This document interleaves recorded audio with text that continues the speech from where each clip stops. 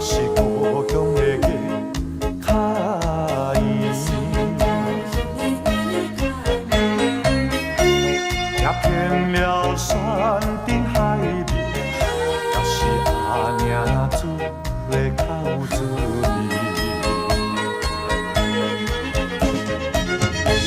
秋风一年一年吹，日子一天一天过，我已经是一个受尽风霜、吃过苦土的人。故乡的父母，有年无看的好朋友，在树林头脚徛，互恁烦恼的我，已经倒转来，已经成功倒转来。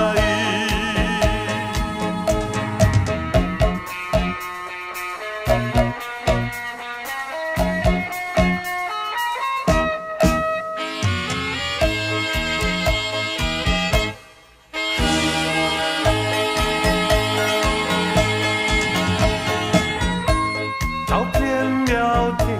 涯海角，也是故乡的家较远，也偏了山顶